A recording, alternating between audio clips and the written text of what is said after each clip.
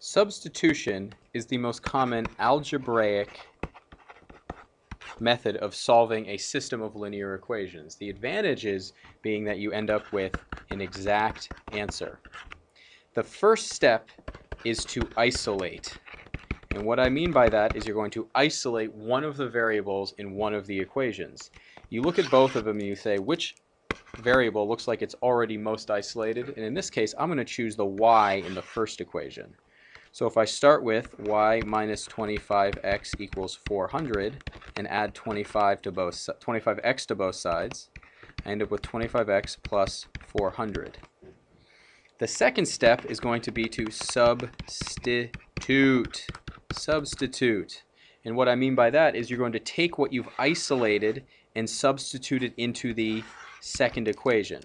So what I mean by that is you're going to take this y and plug it into y right there. This is the second equation. So instead of y, I'm going to write 3 times 25x plus 400. Note I put the parentheses where the y goes. Minus 150x equals 600.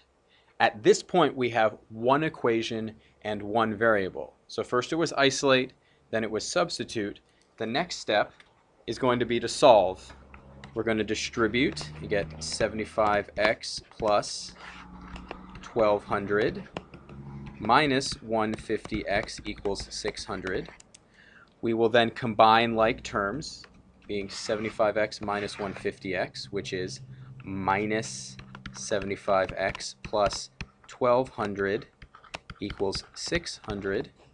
And then you end up with negative 75x equals, after subtracting 1200, negative 600.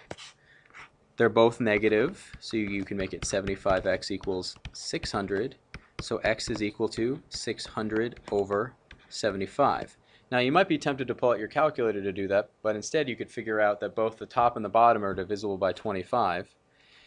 25 goes into 600 24 times, and 25 goes into 75 3 times, so 24 divided by 3 is 8. So now we know that x is equal to 8, but we're not quite done because we also need the y value. Let's scroll back up and see if there's anything that could help us out.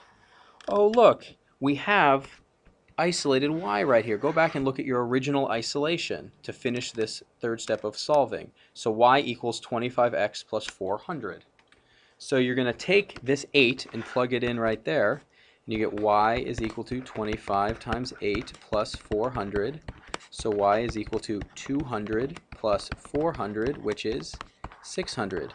So our final answer is going to be x is equal to 8 and y is equal to 600.